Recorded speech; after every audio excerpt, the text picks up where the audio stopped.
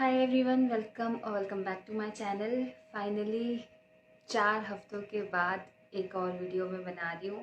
And मैंने बहुत time से सोचा था कि मैं ये वाली वीडियो बनाऊंगी, बट रीज़न मैं ये नहीं बना पा रही थी क्योंकि 2 हफ्तों से मेरी लाइफ में बहुत कुछ चल रहा था। मैं कभी कहाँ थी, मैं कभी कहाँ थी, तो वो मैं आपको सब कुछ बताऊंगी इस वीडियो में कि क्या क्या हो रहा है मेरी लाइफ में इतने टाइम से। Let's start from the start. तब मुझे मेल आया 10 मार्च को, आई गेस 10 मार्च के आसपास मुझे मेल आया। एंड मेरी डीवी की डेट थी 24 मार्च को छत्तीसगढ़ में बिलासपुर एओ में मेरी डीवी थी। मैं 20 को निकली हूँ घर से। एंड फिर मैंने अम्बाला से ट्रेन पकड़ी। फिर मैं अम्बाला से ट्रेन से छत्तीसगढ़ पहुँची सुबह। और मैं जल्दी इसलिए आ गई थी क्योंकि उसके बाद में बीच में कोई ट्रेन थी नहीं, और मुझे 23 को एक दिन पहले रिपोर्ट करना था क्योंकि मैं अपना मेडिकल नहीं करवा के लाई थी। हमसे कहा था, हमें कॉल आ गया था इंडिविजुअली कि अगर आप मेडिकल करवा के आ रहे हो तो आप 24 को आना, बट अगर आप मेडिकल करवा के नहीं आ रहे हो तो आप 23 को आ जाना एक दिन पहले, और आपका मेडिकल यहीं पर ही हो जाएगा। तो इसलिए मैं एक दिन पहले आई। 23 को मैं गई अपने एओ में। सुबह जाके मैंने रिपोर्ट करा। वहाँ पे बहुत सारे बच्चे थे एंड हमें फिर उन्होंने एओ से ही मेडिकल के लिए हॉस्पिटल्स में भेज दिया।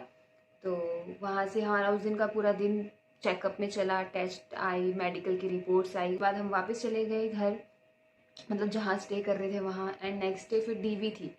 24 को मेरी डीवी थी और मुझे लगा था कि मैं 24 को फ्री हो जाऊंगी, तो मैंने रात की टिकट भी कर ली रायपुर से वापस दिल्ली की। फ्लाइट का टाइम था 10 बजे का।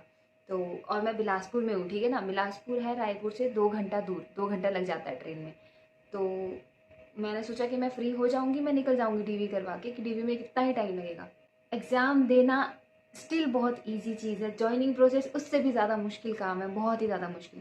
और हमें दे दिए इतने बड़े बड़े फोल्डर्स, वो सारे हमें फिल करने थे। मतलब इतना मोटा फोल्डर था, वो हमें सब में फिल करना था। पूरा अंडरटेकिंग दिया उन्होंने हमसे, सब चीज़ों में साइन और सब चीज़ें, वो सब 4 हमें बायोडेटा फॉर्म फिल करने थे। बहुत मुश्किल काम था कि कुछ गलती ना हो जाए, तो एकदम ध्यान से फॉर्म फिल करने थे। और उसके बाद मतलब सुबह हम 10 बजे वहाँ रिपोर्ट किए थे, 11 बजे ये सब चीज़ें फॉर्म फिलअप होना स्टार्ट हुआ। तो 2 बजे हमारा लंच हुआ। मतलब 2 बजे तो मतलब टाइम का तो वहाँ पता ही नहीं चल रहा था कि कैसा टाइम हो जा रहा है, क्योंकि कुछ भी प्रोसेस नहीं हुआ था, बस हम फॉर्म ही फिल कर रहे थे और उसमें ही इतना टाइम लग गया था। तो 2 बजे हमारा लंच हुआ। लंच के बाद साइड में EKYC हो रही थी और आईरी स्कैन और वो सब हो रहा था, बायोमेट्रिक चल रहा था, और बाकी हम अपना फॉर्म फिल किए जा रहे थे। एंड फिर 4 बज गए, और जैसे ही 4 बजे मेरे तो मतलब ऐसे हार्ट बीट तेज़ हो गई। मुझे लगा कि मेरे फ़्लाइट के पैसे गए, क्योंकि मेरे को ट्रेन भी पकड़नी थी बिलासपुर से वापस रायपुर की। फिर रायपुर से मेरे को स्टेशन से एयरपोर्ट भी जाना था। रायपुर से जो स्टेशन से एयरपोर्ट था वो भी काफ़ी डिस्टेंस में था। फिर सर से बात करी कि थोड़ा जल्दी जल्दी करवा दो, DVA से फ़्लाइट है बोल के। बहुत अच्छे थे, शुक्र वो सर, मतलब बहुत ज़्यादा कोऑपरेटिव थे कि उन्होंने कहा कि आप पे डिपेंड करता है, आप जितनी जल्दी फॉर्म फिल करोगे आपका हो जाएगा। और फिर मैंने फटाफट अपनी स्पीड में सारा फॉर्म फिल किया, जहाँ जहाँ सिग्नेचर, जहाँ सब कुछ चाहिए था सारा फॉर्म फिल किया। एंड फिर वही डॉक्यूमेंट्स चेक किए सर ने मेरे, और मैं 6 बजे तक फ्री हो गई। और तब तक सिर्फ मेरा प्रोसेस हुआ था, बाकी स्टूडेंट्स का तो स्टार्ट भी नहीं हुआ था डीवी। मेरा इसीलिए क्योंकि मेरी फ़्लाइट थी तो मेरा जल्दी हो गया था। तो मैं 6 बजे फिर फटाफट बिलासपुर स्टेशन पहुंची। स्टेशन से ट्रेन करके हम पहुंचे रायपुर। और वो रायपुर जो ट्रेन जा रही थी उसने भी हमें इतना लेट पहुंचाया, इतना लेट पहुंचाया, इतनी स्लो चल रही थी वो ट्रेन, बहुत ही ज़्यादा स्लो। और उसमें मेरे को इतनी टेंशन पड़ गई थी ना जब मैं जा रही थी। मतलब मेरे दिमाग में यही था कि मेरे पैसे बर्बाद हो गए। जब हम स्टेशन पे उतरे तो 9 बज गए थे एंड 10 बजे फ़्लाइट थी। जैसी ट्रेन 1-2 स्टेशन पीछे थी तभी मैंने कैब कर ली थी बुक, और उनको बोल के रखा था कि आप बस स्टेशन पे खड़े रहना, हम जैसे ही आएंगे वैसे ही, मतलब बहुत ज़्यादा अर्जेंट है, आप जितने मर्जी पैसे ले लेना, बस आप एयरपोर्ट तक छोड़ देना।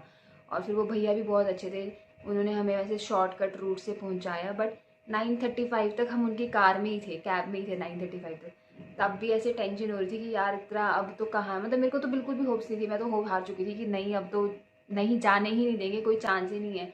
9:40 के अराउंड हम वहाँ उतरे एयरपोर्ट में, और हम भाग के गए बैग चक के, मतलब दोनों बैग ऐसे एक घसीट घसीट के गए हम। फिर वहाँ पे जो CISF वाले थे उन्होंने ही कहा कि कोई बात नहीं, दिल्ली की फ़्लाइट है ना। हमने कहा हाँ जी हाँ जी। बोलते कोई बात नहीं, आराम से जाओ, अभी है फ़्लाइट लगी हुई। फिर जाके थोड़ा ऐसे रिलीफ मिला कि चलो शुक्र। आई दिल्ली पहुंची, दिल्ली से चंडीगढ़ पहुंची, चंडीगढ़ से वापस घर पहुंची। मेरे को था कि चलो अब फाइनली थोड़ा DV हो चुका है, थोड़ा रिलैक्स करेंगे, घर पे टाइम स्पेंड करेंगे घर वालों के साथ। एंड फिर हमें मेल आता है कि 1 को हमारी ज्वाइनिंग है। 24 की मेरी DV थी, और 25, 26, 27 को मैं घर पहुंची थी। 26 को आई गेस, 26 को मैं घर पहुंची थी और 1 को मेरी जॉइनिंग थी, तो मेरे को 29 को फिर से वापस निकलना था। तो मेरे पास घर में सिर्फ 2 दिन थे और उसमें भी मेरे को एक सर्टिफिकेट बनवाना था अपना, तो मैं वो चीज़ भी उसी टाइम पीरियड में करनी थी, पैकिंग भी तभी करनी थी और टिकट्स भी बुक करनी थी। एंड इतनी जल्दी कोई भी टिकट नहीं हो रही थी, सारी ट्रेन वेटिंग लिस्ट में थी, कोई भी ट्रेन में सीट्स तो अवेलेबल थी ही नहीं। फिर भी मैं रिस्क उठा के आ गई घर से सामान पैक करके चंडीगढ़ से ट्रेन की दिल्ली की। अब दिल्ली से जो ट्रेन जा रही थी बिलासपुर को, तो मतलब मैक्सिमम तो ट्रेन फुल ही थी, वेटिंग लिस्ट पे चल रही थी। तो मैंने क्या दिमाग लगाया, एक ट्रेन थी शाम को 3-5 बजे की और वो नेक्स्ट डे 3-4 बजे पहुंचाने वाली थी हमें बिलासपुर। तो मैंने सेम ट्रेन में फर्स्ट एसी और सेकंड एसी में टिकट वेटिंग लिस्ट पे खरीद ली, मतलब वेटिंग लिस्ट पे ही बुकिंग करा दी। एक तो मैंने वैसे ही करवाई और एक मैंने तत्काल से करवाई। तो और अभी तक मेरे को कोई आइडिया था नहीं कि मेरी टिकट कंफर्म हुई है कि नहीं। जैसे आज मेरी ट्रेन की टिकट्स अभी तक कोई नोटिफिकेशन नहीं आया था कि टिकट कंफर्म हुई है कि नहीं, और मैं सुबह 8 बजे चंडीगढ़ से ट्रेन पकड़ के निकल गई दिल्ली के लिए। तो मेरा प्लान भी था कि अगर तो टिकट कंफर्म हो जाए तो मैं सेम ही स्टेशन पे जा रही थी, मैं जो चंडीगढ़ से जा रही थी वो ट्रेन उसी स्टेशन पे वो उतारने वाली थी जहाँ से मैंने दूसरी ट्रेन पकड़नी थी दिल्ली से। अगर तो मेरे वो टिकट्स कंफर्म हो जाती तो मैं ट्रेन में बैठ जाती। और प्लान भी था कि अगर टिकट्स कंफर्म नहीं होती है तो मैं होटल लूँगी वहीं पे ही साइड में, और अगले दिन फिर मैं फ़्लाइट से आ जाऊँगी क्योंकि 31 था नेक्स्ट डे, 30 की मेरी ट्रेन थी। तो जब मैं चंडीगढ़ से निकली तो मेरे को सुबह सुबह ही मैसेज आ गया, टिकट कैंसिल, वो कंफर्म नहीं हुई थी सीट, रिफ़ंड वापस आ जाएगा, वो मेल आ गया था। तो मेरी जो सेकंड एसी की टिकट थी जो मैंने तत्काल से बुक करवाई थी वो कैंसिल हो गई थी। बट स्टिल मैंने सोचा कि चलो अब चांस ले लेते हैं। इन सब चीज़ों के बीच में मैं बीमार भी हूँ। मैं जब डीवी के लिए आई तो मेरे यहाँ पे डिहाइड्रेशन हो गई, पानी नहीं पिया मैंने, बहुत कुछ हो गया, तो मेरे पूरे मुंह में अल्सर्स हो गए थे और मेरे से खाना भी नहीं खाई जा रहा था। तो इतने दिन से मैं अच्छे से खाना भी नहीं खा रही थी प्रॉपरली, और वैसे ही वो प्रॉब्लम तो चल ही रही है और साथ साथ में ये दिक्कतें भी चल रही है। तो मैं फिर जब आने लगी चंडीगढ़ से दिल्ली की ट्रेन में, तो शायद मैं अम्बाला पहुंची थी, आगे साइड पे जाके चेक किया अपना पीएनआर नंबर डाल के, तो तब उसमें शो हो गया कि मेरी टिकट कंफर्म हो गई है। फिर चलो एक चीज़ तो सॉर्टेड हो गई थी कि अब मेरे को पता था कि मैंने दिल्ली में उतरना है स्टेशन में और बस प्लेटफॉर्म बदल के दूसरी ट्रेन में चढ़ना है। तो फिर मैं सोते सोते अपना चंडीगढ़ से दिल्ली पहुंची। बहुत दर्द हो रहा था मुंह में, पूरा खाना कुछ भी नहीं खाया जा रहा था, सुबह से कुछ भी नहीं खाया था, भूखे पेट थी मैं।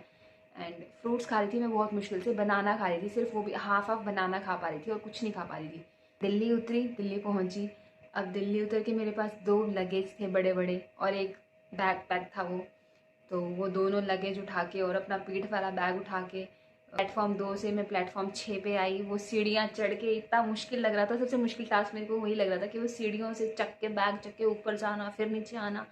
बट स्टिल मैंने जैसे जैसे वो, मैं और मेरी ट्रेन भी लेट ही हो चुकी थी जो चंडीगढ़ से दिल्ली आ रही थी, उसने पहुंचना था 2 बजे, बट वो 2:30 पे पहुंची थी। तो वो 2:30 पे पहुंची थी और दूसरी वाली जो ट्रेन मेरी दिल्ली से चलने वाली थी बिलासपुर को, वो 3:05 पे चलने वाली थी। बट मेरे को ये था कि कहीं जल्दी चल गई तो डाउट होता ना कि यार अगर ट्रेन निकल गई तो इसलिए मैं फटाफट जल्दी जल्दी कर रही थी सारी चीज़ें। और फिर मैं सीढ़ियाँ उतर के प्लेटफॉर्म 6 पे पहुंची। सामने ट्रेन खड़ी थी गोंडवाना एक्सप्रेस। एंड मैंने सोचा कि अब अगर मैं चेक करूँगी वो अपना कोच के कौन से कोच में बैठना है, तो अगर वो बहुत दूर होगा, आगे पीछे कहीं होगा तो मैं लेट हो जाऊँगी। मेरे माइंड में ऐसे था कि नहीं नहीं नहीं, जल्दी करो जल्दी करो। तो मैं जैसे ही वहाँ पहुँची, जो भी कोच सामने था मैं सामान चक के उस कोच में चढ़ गई। एंड वो फिर बहुत ही पीछे का कोच था। फिर वहाँ से मेरे को अपने कोच में जाने में भी बहुत किलोमीटर का रास्ता सफ़र तय करना पड़ा। फिर मैं जैसे कैसे करके दोनों अपने बैग अंदर से घिसटते घिसटते पहुंची अपने कोच पे। रिलीफ मिला जब मैं फाइनली अपनी सीट पे बैठी। मतलब ऐसा था कि चलो हो गया, जो सबसे मुश्किल टास्क था वो अब हो गया है। बस उसके बाद तो जर्नी ठीक थी। वही खाना तो मेरे से तभी भी नहीं खाया जा रहा था। रात को मैंने, दिन को मैंने आधा सा बनाना खाया, सुबह भी मैंने ऐसे बनाना सा कुछ खाया, और फिर रात को मैंने ट्रेन से ही खाना लिया। बट वो चावल लिए थे फ्राइड राइस, बट वो मेरे से खा ही नहीं गए क्योंकि जो वो स्पाइसी था और लग भी रहा था मेरे पूरे माउथ पे, तो मेरे से वो खाया नहीं गया। तो थोड़ा सा मैंने 3-4 बाइट खाई, उसके बाद छोड़ दिया, नहीं खाया गया। 2-3 दिन मेरे से खाना ही नहीं खाया गया। मैं नेक्स्ट डे 31 को मैं यहाँ पहुँची बिलासपुर। ज्वाइनिंग हमारी 1 को हो गई थी, बट बाकी चीज़ें वो हमें ब्रांच अलॉट होना वो सब चीज़ें नहीं हुआ था। तो हमें एक को हमारी ज्वाइनिंग हो गई, ज्वाइनिंग किट हमें मिल गई अच्छे से। हमारा ब्रेकफास्ट लंच डिनर था आनंदा होटल में, दिन की छुट्टी थी तो हमें कहा कि 4 को आना। फिर हम 4 को वापस एओ पहुँचे। फिर हमें सबको आरबीओज अलॉट हुए एंड जितने भी मेरे जो थोड़े बहुत दोस्त बने थे हिमाचल से, हम सबको ही अलग अलग आरबीओ अलॉट हो गए। तो हम सभी अब अलग अलग जगह हो चुके हैं। तो जो हम सोच के आए थे कि हम इकट्ठे ले लेंगे, इकट्ठे रह लेंगे, वो तो अब नहीं पॉसिबल है। ऑटो किया एंड बिलासपुर से बड़ौदा बाज़ार भी 60 किलोमीटर है, 60 किलोमीटर दूर है। तो हम 2 घंटे फिर ऑटो में बैठ के आए हैं कल कैसे कैसे, और जैसे ही हम बड़ौदा एंटर हुए वैसे ही एकदम बारिश स्टार्ट हो गई एंड फिर हम भीगते भीगते ऑटो में बड़ी मुश्किल से यहाँ पहुँचे। आरबीओ में रिपोर्ट किया कल हमने, तो हमें ब्रांचेस अब मंडे को अलॉट होगी। तो आज संडे है, कल होपफुली मुझे ब्रांच अलॉट हो जाएगी। तो अभी तो मैं होटल में ही स्टे कर रही हूँ। एक बार ब्रांच अलॉट होगी तो फिर मैं अपना अकोमोडेशन का भी देखूँगी वहीं पे आसपास। तब तक लाइफ इतने दिन बहुत ऐसे चल रही थी, मतलब पूरी मूवी का सीन चल रहा था। ऐसे लग रहा था कि सब कुछ एकदम हड़बड़ी में, या इधर का स्ट्रेस, कभी कुछ टेंशन कभी कुछ tension, but in the end सब कुछ सही चल रहा है, सब कुछ ठीक है अभी तक तो फ़िलहाल। I am happy and excited कि मैं कुछ न्यू एक्सपीरियंस हो रहा है मेरी लाइफ में। तो या यही लाइफ अपडेट देना था मैंने आपको। साथ में मैंने अपना ज्वाइनिंग का प्रोसेस बताना था, तो वो भी मैंने आपको सब कुछ बता दिया है कि कैसा कैसा रहा मेरा ज्वाइनिंग का प्रोसेस। तो एक बार मैं अच्छे से सेटल डाउन हो जाऊँ, मतलब ब्रांच अलॉट हो जाए और जहाँ मैं रहना स्टार्ट कर दूँ, आई विल मेक श्योर कि मैं एक कंसिस्टेंट रहूँ, जो कि मैंने प्रॉमिस भी किया है। तब तक if you are new to my channel then do subscribe and thanks for watching. I will meet you guys soon with another video.